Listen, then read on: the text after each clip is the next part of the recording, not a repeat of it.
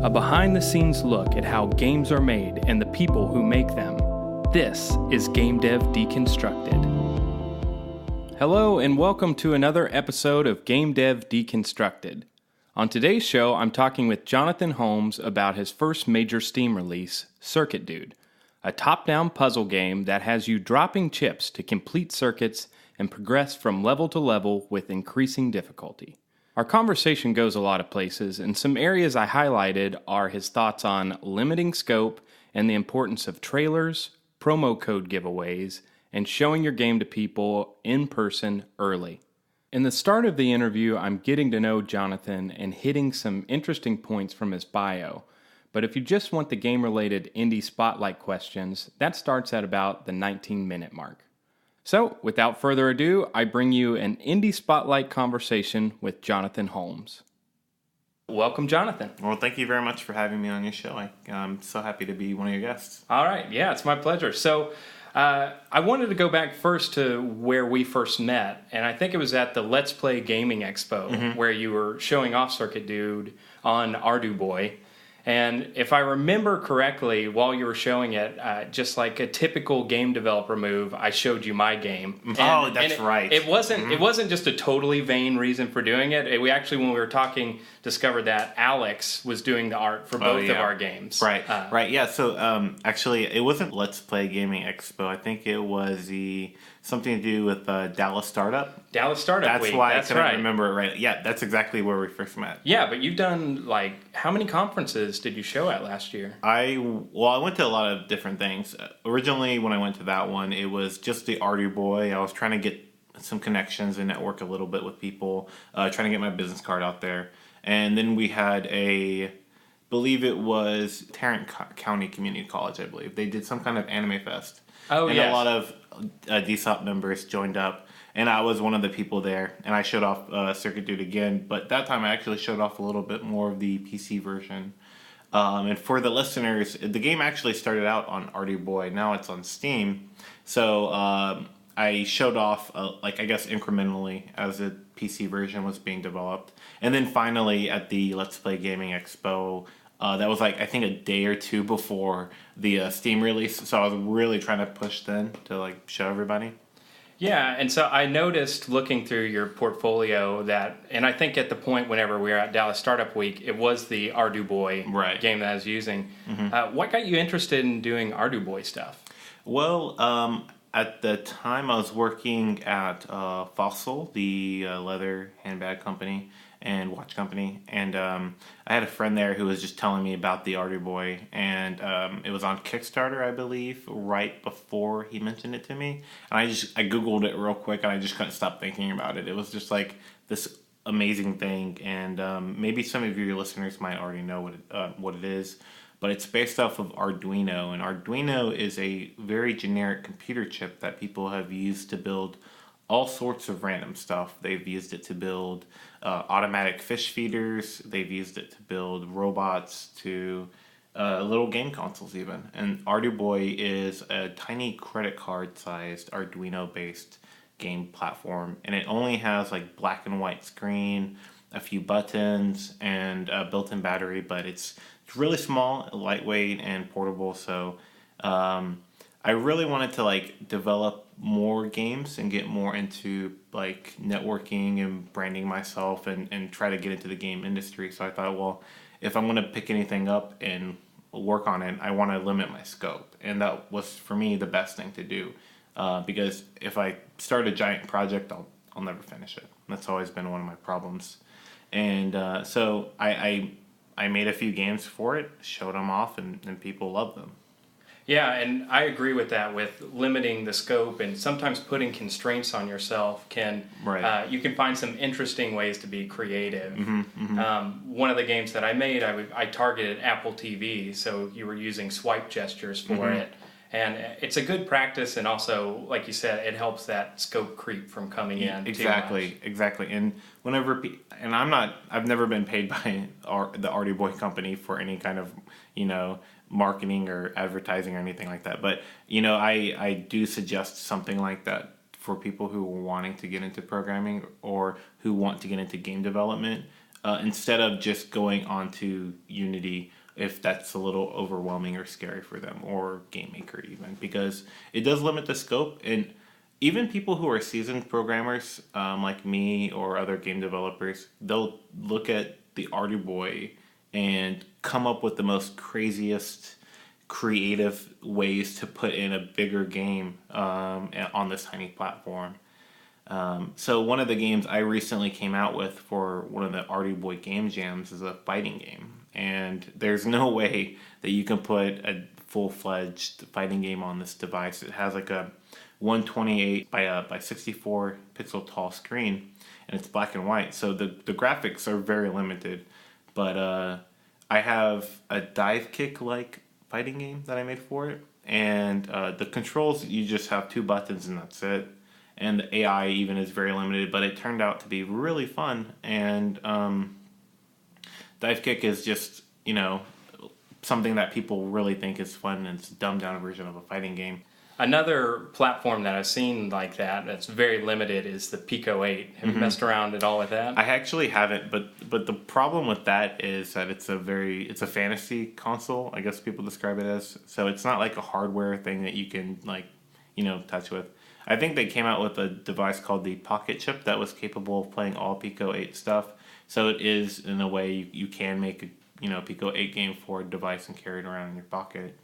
But this is something that's tactile, and as soon as you type your first few lines of code into Arduino or Arduboy, it pops out instantly on the screen, and you have something in your hand that that's not a fantasy, that's reality. So it appeals to me in a completely different way. Yeah. So moving on, the regular format for this is that we have this being an indie spotlight, and we have 5 preset questions. Kind of the reason for having the same questions is as we hear from more people, we can start to see if there are any patterns developing as to how people are handling marketing and success and things like that. But there were a couple more things I wanted to jump into about your bio, if I could, before we get started. Sure. Can you tell us about the cockpit? Okay, so the cockpit is a arcade cabinet that I made. It's a repurposed cabinet, so I took an old golf game. I'm sure you've seen them at bars or something. It's called Golden Tee, very common. But I took the old cabinet that somebody gave me, and I just stripped a lot of stuff out of it, took all the mechanics out of it. There was no monitor in there, and the board that had all the buttons and the ball and stuff was kind of shabby, so I basically refabricated a lot of pieces, put new trimming in, and printed out some decals. I designed the decals myself too, and put a new screen in there from an old TV, and it looks pretty good. I even cut holes into like a new control deck and put buttons and joysticks and all that stuff in there, and a PC so you can play all sorts of stuff. You can, of course, emulate old game systems and MAME, but I wanted to make my arcade machine unique. I didn't want it to just be another MAME machine that everybody else has. So I decided to actually program my own game for it that matched the decals that I designed. But it just says the cockpit, really large letters. And that's partly because I like chickens, and I was like trying to think of a cool way to integrate chickens into it. And so when I started designing the game, I was trying to think of a cool chicken-based game. My girlfriend's mom actually suggested a Frogger-like game, so I kind of remade Frogger, like a 2-player version of it, and increased the intensity. So it's just really, really, really difficult to play. The cars are driving fast, and there's even one lane where the cars are driving the same opposite direction, and they're crashing into each other, so there's explosions and all this zany stuff. And that game took me about 3 days to make, and it turned out really good. So I was kind of impressed. That was right before I started getting into the Arduboy, and I knew before I had done that the scope was going to be very limited. And I realized if I just start with a project that I know is going to be small, I can finish it, and I won't be overwhelmed, and I won't have to just keep it in limbo for the rest of my life. So I actually showed that off at the Texas Pinball Festival. I brought my arcade whole cabinet up there, and I programmed in like a high score system, and I just let it run there for like 2 days, 3 days, and people thought it was a great game. I saw a lot of children come up and play it. There was a few people that would just blew my high score out of the water. And there was one particular time, though, that I saw a dad and like daughter come up and play against each other. And this girl could not beat her dad at all. And her dad was just beating him so much. And she couldn't even cross the street, actually, like first few lanes, because the cars were coming by so fast. And then she finally crossed the street for the first time. She was so happy because she was just holding the up on the joystick. And in my game, if you go out of bounds of the screen, you also blow up and die. So if you go up too much once you cross the street, then you'll die. And she did that, and she just started yelling and laughing, and her dad was laughing too. And I just was sitting back, actually, like a good 15 feet away the entire time, just watching people all day, and that just made me feel really good about the games that I was coming up with, which made me want to get into more game development even more. So that's why I started doing personal branding and more polished work on the games I did, and wanted to finish them up and release them out to the public and stuff. Awesome. Yeah, thanks for sharing that. That's really cool. I mean, I sometimes find that some of those small rewards of getting, it seems like it comes from kids a lot of time. Right. Having them enjoy your game, it can really fuel the fire and push you forward more so than monetary wins or media coverage or anything. 100% agree with that, and just that one memory is probably gonna stick with me forever, because she was just so excited, and her dad and her were just laughing and having fun, and she wasn't having fun because she was winning or blowing people up or shooting anybody. It was just wholesome fun, and that's just I don't know, that it feels good to be able to bring to make that in the world, to making happiness come about in the world. So yes, and it's also awesome being at a convention like that because you get to see people interact with what you've created, whereas that layer of only being able to contact your users through reviews sometimes,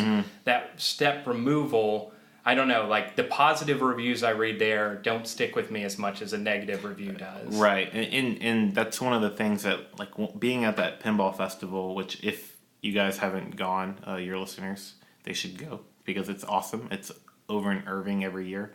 But the Texas Pinball Festival, since going there a few years ago and seeing people play my game, I wanted to be in a place where I could expose my game to more users. I could have people come up and play it and see their genuine reactions instead of just reading online, or even in a worst case scenario, not having anybody review my game online and just hoping that they feel good about it. Right. Yeah, you also don't want just a bunch of developers to come up to you and show you their game. Yeah. While you're there. Yeah. But all right, so before we jump into the indie section of this, there's one thing I'd be remiss if I didn't mention, because it's in your icon pictures. I even looked on your Facebook and saw almost a decade ago you were pictured with a reoccurring figure. So can you talk a little bit about your history and fascination with chickens? Okay, well, first of all, you're referring to my personal branding. I have a little picture of me. This was drawn when I had a little bit less weight on, so this picture is a little bit skinnier than I am right now. But I love chickens. I absolutely love chickens. I think on the back of my business card, it might even say that I'm a chicken expert. Yes. Yeah. And legally, I can call myself that because there are no legal certifications required to be called a chicken expert. Okay. But yeah, I love chickens. One of my teachers randomly had chickens one day in his classroom, like baby chicks. And he was like, "Does anybody want these?" And I took one home. And he grew up to be my best friend. He was like an awesome pet. It's not like I had a farm or anything. I lived in the middle of like a block from downtown, Round Rock near Austin. And it was just like, everybody thought it was weird that I had a chicken in my backyard. But I spent every day with him. I'd bring my laptop outside and just sit around with him on my laptop. And like he would hunt with me for little bugs and stuff to eat. And if anybody would go out our back door, he would look up, stop whatever he's doing, look up, see who it was. If it was anybody else, he would just kind of go back to do what he was doing. If it was me, though, he'd get up and run to me and like jump up and want me to pick him up and stuff, because he loved me, and he was my best friend for a good while. But then he died. A dog got to him. But ever since then, I had other chickens too. I think the last of my chickens passed away, I would say about a year and a half ago. So I've been without chickens for a while. This is the longest, and I'm going through withdrawals. So I'm trying to get a new house sometime soon so I can buy more. But I really do, even though I have Chicken Expert as kind of a joke on my card, I do consider myself to be very knowledgeable about them. Whenever I first got one, I wanted to learn as much as I could about chickens. So my friends would tell me to shut up because I talk too much about them. And I find them so fascinating, and like even scientifically, they have so many incredible, like psychologically fascinating things about them that I could just go on about hours for. But ever since then, I kind of wanted to incorporate chickens in some way into almost every single aspect of all my projects I work on. So one of the games I made for Arduboy, I think one of the first ones I released was a game about a chicken where you shoot him out of a cannon, and the cockpit obviously is like a Frogger-like game, but you chickens crossing a road, and that's just something that I want people to be able. Whenever they hear about me, I want them to associate chickens with me, and when they hear about chickens, I want them to associate me with chickens. So I just love chickens. Yeah, it's what's really cool, and it's gained more mainstream attention, and you're definitely ahead of the curve with that, Yeah, there's people that are going crazy. I would say in the last 4 or 5 years, owning pet chickens, like indoor chickens, has become a lot more popular in mainstream. Places like Austin, more people are owning backyard chickens because they're wanting to be more self-reliant. The hippie kind of movement, re-emergent kind of thing. But then also, I mean, even memes online, people are talking about chicken tendies, and I love eating chicken tenders. Like Raven Cane's is one of my favorite places to be at. So I love that it's becoming more popular. Yeah, it's interesting because on one hand you would think if you are more familiar with the animals, you might be less likely to eat them. But since I'm not close to an animal, right. I don't really know that. Well, I mean, eating chickens is one of my favorite things about them. I wouldn't ever eat my own pet. And people ask me, oh, do you eat your chickens? Like, no, I don't eat my pets, but I eat other chickens. And chickens eat chicken. And it's a cruel, vicious cycle, but it's the cycle of life. And I love chicken tenders. So. And I'm sure you get a lot of chicken jokes all the time. Oh man, I know a million of them. Yeah, I even have one that I was gonna say, but I just thought it'd be foul, so I don't want to. Oh my god. Ah, yes. I got a good joke for you. Okay. Why did the chicken cross the road? I don't know why. To get to the other side. Come on, man. That's so corny. I love it though. Okay, so we are here with Jonathan Holmes. We're talking about some chickens, and we're just about to jump into our Indie Spotlight questions, so stick around. All right, so we're back with Jonathan Holmes, and now we're going to jump into our Indie Spotlight questions. So, Jonathan, can you describe your game in a couple of sentences and what makes it unique? Okay, so we were talking about Circuit Dude a bit at the beginning of the show, so maybe I should go on more with that. Circuit Dude is a top-down puzzler game. It's more of a retro-style game. You have to basically move Circuit Dude from the beginning of the level to the end, to the portal at the end. It is a puzzler, so there is a kick to it. You have to plug in a computer chip into each socket that's in the level. So the first level, there's 4. You just walk over them to plug them in, and then you go to the end, and that's it. Well, eventually the puzzles get a little bit more complex, and you realize that once you place a chip into the socket, you can no longer walk on that spot. And the game is tiled, so Basically, I'm like a top-down like Pokemon game where you move one space at a time. Eventually, there's conveyor belts that are introduced. There's walls that rotate, teleporters, blocks you push, trapdoors, walls that move, buttons you step on, all sorts of weird stuff to make things a little bit more complicated.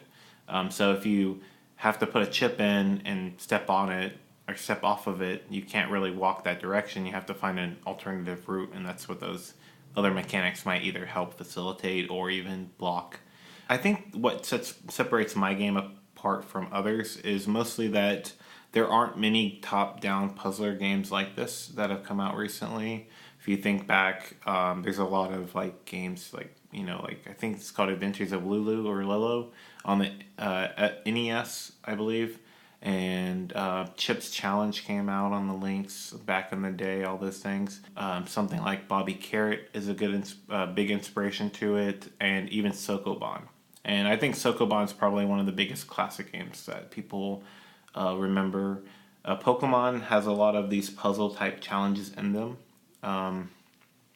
One thing that I think also separates my game apart from those, though, is that there is no kind of screen wrapping, or you don't go to new areas of the level. You start out by seeing everything. There's no enemies that kill you either. So when you walk around and you're solving this puzzle, you have as much time as you need. There's nothing that's pressing. You're not in danger of dying at any moment. But if you ever get stuck, if you've ever seen a cartoon where a robot is told to do something and he can't complete his task, he gets frustrated and he blows up or something like that. He's got a lot of steam. Well, similar to that, Circuit Dude will blow up if he's stuck and he can't progress and he can't plug any more chips in. I don't think there's a game like that really makes you kill yourself whenever you want to restart a level. And I tell people all the time, like, there's no enemies in this game. If you ever die, then it's because you've killed yourself. And I think whenever people play my game, the first thing that they realize is that the kick to it is that you can't walk back onto a chip. So it just makes sense. It's common sense to people when they play it. They pick it up so fast. It's very intuitive. I think that's the best word for it. But then the second thing they realize is, I have to kill myself. And if you play my game, there's 100 levels in it. You're going to kill yourself a lot. So. Yeah, but I think the thing that you say it's easy to pick up, I think that's by design on your side too, because the first levels, you have them just walking from one side of the screen to the other, and they lay down chips as they go. Right. So Circuit Dude lays down the chips on all the sockets, and there's no two sockets next to each other, so you can't even realize really, unless you're looking for it, that you can't step on those spaces. So it's kind of like a surprise whenever people get to the third level and they realize that's the first time they're going to have to backtrack. Like, I can't backtrack the way I thought I could. And there's no way to lose or die in the first few levels. So people don't even know that that's an option. And yeah, absolutely, it's by design. The game gets so incredibly complex. And one of the things I found with these 100 levels that I had to design is design a way. The levels start out easy, but then just ramp up and get a lot harder over time. And I didn't want to scare away new players or anything like that. Slowly introduce them into new mechanics. But it's deceptively easy at the beginning, and at the end, I've shown people that have played a few minutes what the last level looks like because they wanted to know, and they're just like, "Whoa, I don't even know what's going on. I wouldn't be able to do this." But yeah, and so I think we've all thought about making puzzle games at some point. It's such a mathematical thing. It fits with programming well. Right. But what has been your design approach with it? Did you start by writing stuff out on paper, or were you just started hacking a prototype and just piece things together? Well, my current job right now is I actually work for a video game studio, and I was hired as a tools developer. So I'm the kind of person who loves tool development. Some people don't, but that's just me. And what I like about it is being able to make something so that I can make something else. And that might seem odd to a few people out there, but one of the things I did to make the levels for my game is I made a level editor. And I was able to visualize what the levels look like before even finishing my game, before programming the logic and mechanics and stuff. And so I already knew that I needed the first level to be very easy and the later ones to be harder. So I started with the easier ones first, and I just kind of made them slightly more complex. And as I was working on them, I thought, what kind of mechanic would fit better into this level to make it just a little bit more harder? And so I'd be able to go back and pull inspiration from other games, or I'd come up with something completely new. And the original version of Circuit Dude for the Arduboy only had 50 levels in it, and it had half the mechanics. So I feel like just coming up with the levels in that game, similar to how a player would learn to navigate through more complex levels, I kind of developed the same way. I started with easy levels, and then I kept thinking about what would make this level harder if I remade it. And I just kept going through that iterative process of how can I make this next one harder than that. So I learned myself how to make levels the same way you might learn how to beat those levels. Okay, great. I think we kind of already jumped into the second question, which is describe your process from ideation to completion. We talked a lot about the middle area there. But other things I'd like to hear about is what your workday routine is like. Okay. Well, so when people ask me how long did it take me to make Circuit Dude, typically they're talking about the one for PC. And that one took me 100 days to make. I started working on that one only after I had released the Arduboy version. So that one I kind of did in my spare time. I honestly didn't keep track of like how I worked on it besides the level design. I had to plan out the levels with my level editor. But then I programmed it in, and I threw in programmer art, which is not super duper good. And I really didn't know how many levels would even fit in the device because it only has 32 kilobytes of memory.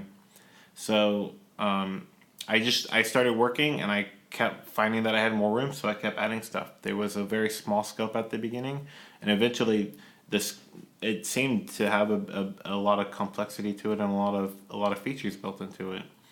But the second one, the one for PC, I knew that I wanted to actually make that one a bit more complex.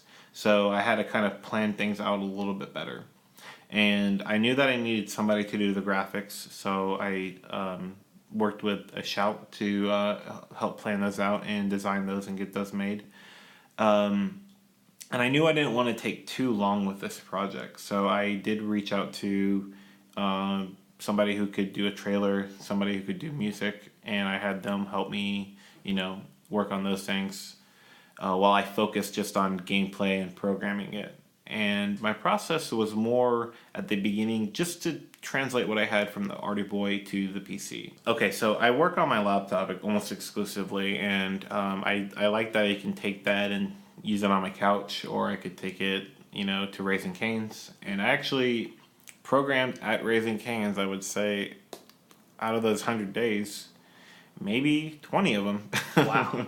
Maybe more than 20, which is embarrassing to say, but it's true. I just want to be at a place that's comfortable for me. Music, I don't really listen to music whenever I program. It's very rare. I almost always listen to YouTube. So sometimes it becomes distracting even. So I have a playlist on YouTube that's constantly at least 100 videos long. There's like a watch later feature for it. So I scroll through my subscriptions and I just add them to my watch later queue and then watch the oldest on there. So I'm subscribing to like 400 people. So I constantly have new content coming out that I can watch. And sometimes I draw inspiration from that for projects, not so much Circuit Dude, but I would say half of it's politics, half of it is video game design related. So they will talk about some stuff that's pertinent.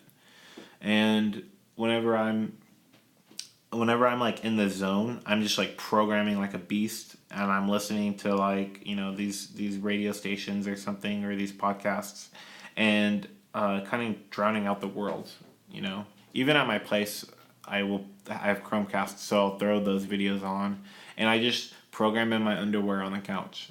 that when my girlfriend is not over, of course. So. And hopefully not in your underwear at Cane's. You know? Well, I should be. You should always wear underwear to Cane's. Okay, well, yeah. Okay, so the next thing, and I'm really interested about this because I, saw a lot of Circuit Dude definitely coming across my feed. How did you market this title? What worked for you and what was a waste of time? Okay, so I want to go back to the Arduboy version again because the reason why I wanted to make it on PC was because I got a lot of encouragement from people to do it, and they told me they really liked my game. And when I came out with the game, the purpose of coming out with that game for Arduboy was to impress people and impress myself. So I'd released a few other games before that for the Arduboy, and people were like, it's a game, thanks, I guess. Not super duper fun, kind of basic, not really good graphics or anything.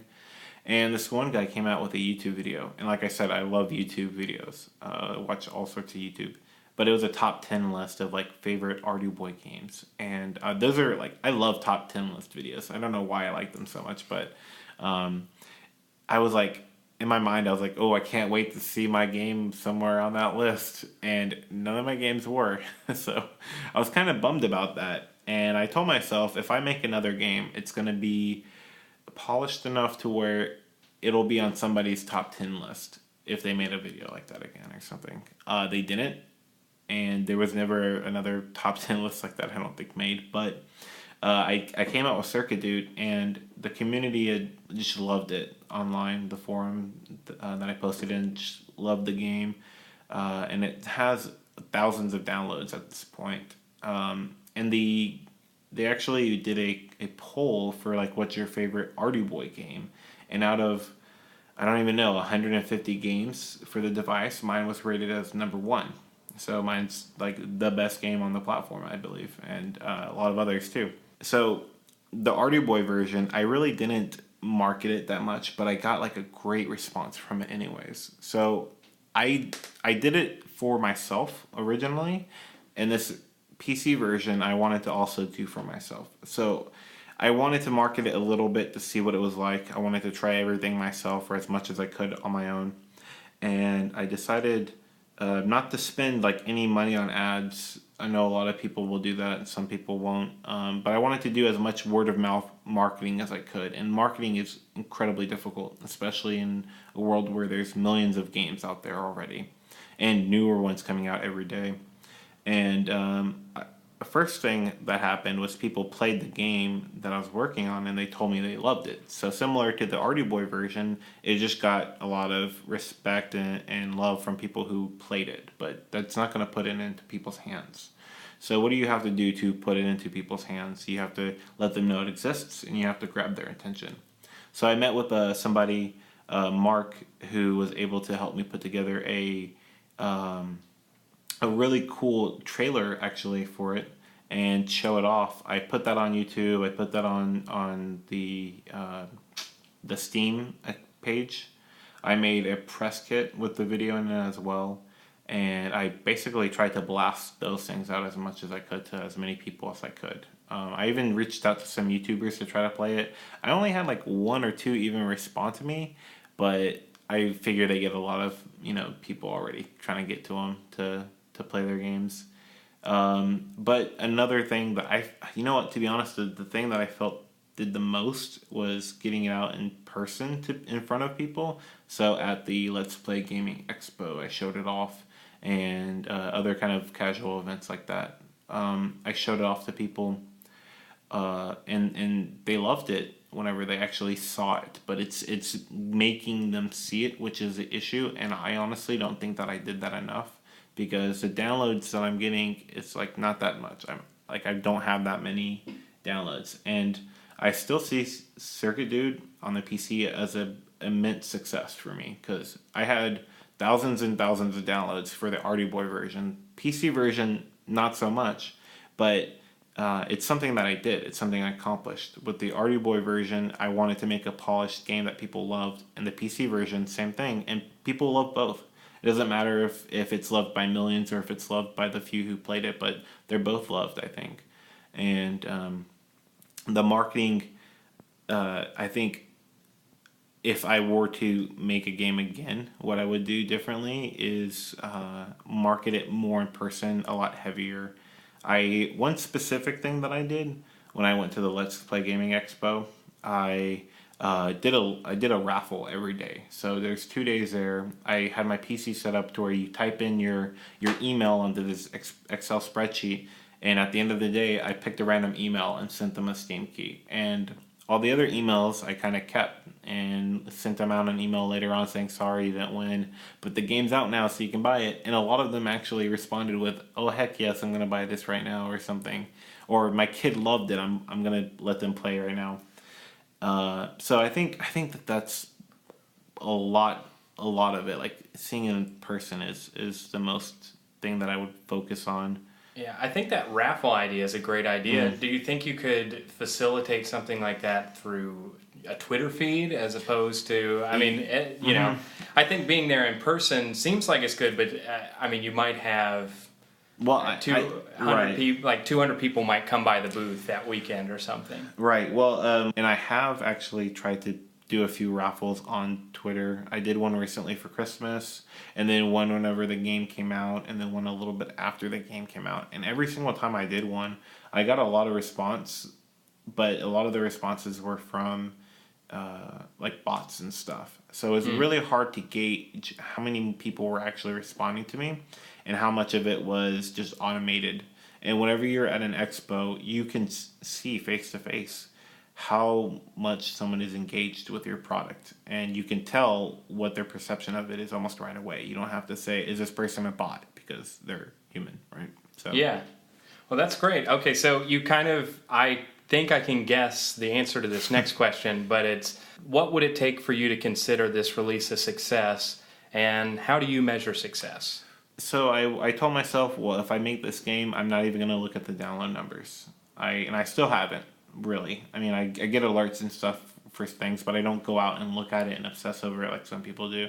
I tell myself that if the people that are playing it have positive reviews and positive comments about it, that's what a success will be to me. And if I can actually go through the process without forgetting about this game or dropping the project, then that will be a success to me. So I've already done one of those things, which is get the game out there, and it's been released, and it came out in August. So if you go back, there are reviews online right now that there's not a single negative one that I've seen. I feel blessed, I guess, because a lot of people do put their games out there and, you know, they get torn up or something, but I haven't been. So that was my success. And now I don't want to be a millionaire. I knew that coming into it that I would probably lose a lot of money, and I did.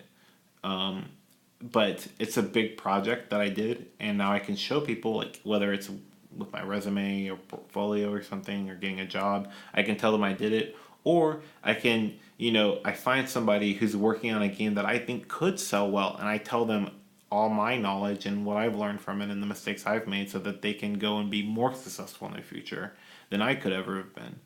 And yeah, I completely feel like Circuit Dude's been a success so far.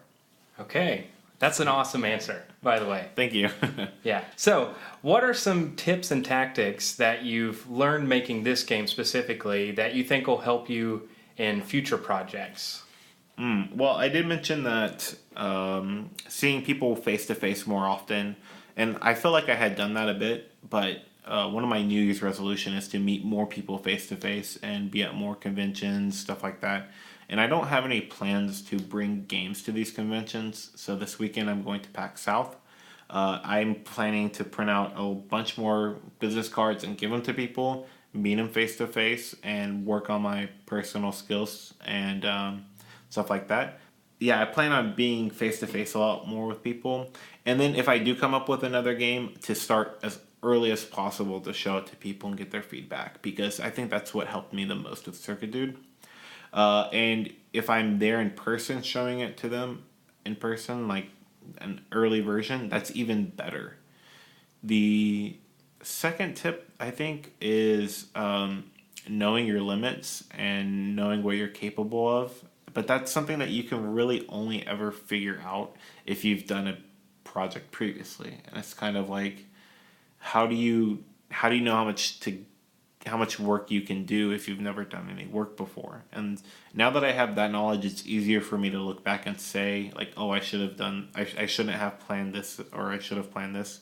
But I feel more capable now, and I feel like it's working on those little projects for the Arduboy, or working on game jam games where you don't have a gigantic scope, that you can actually get a better assessment of how much work you can do if you can if you can handle a big project or not. So when I created my timeline, it got messed up a lot. Things kept getting pushed back. Personal stuff kept jumping up. And honestly, a lot of times I didn't put it in enough time for me to be able to relax and have a break or something like that. So that stressed me out and exhausted me. So take your time and try to limit your scope. Those are really big things to me. I think that people should take into consideration. Yeah, and so the last thing that I wanted to ask is, are there any parting words you have for people that are either getting into game development or looking to take their skills to the next level? Personal branding and online appearance is important. You want to make sure that you look professional online, and I kind of am breaking my rule a little bit because I argue with people too much online or something like that, and I'm trying my hardest to like get away from negativity. I want to be more positive in all aspects of my life, but I want my personal branding to be more professional, and I want my products to become more polished and look better. And so anything I'm doing, I'm trying to make sure is at least a little bit better than the thing before it. And then when I present that online, you can go back and see all the stuff I've done. It visibly looks like I'm getting better at things.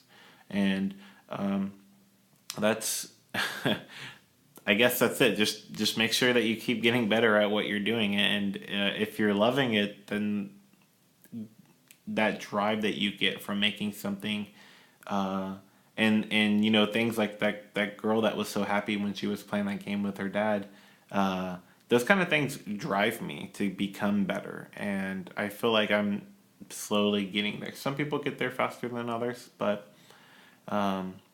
if anything, just go out and try to find what makes you have that drive. Like, find what makes you like game development, and then work on being better than you were the day before.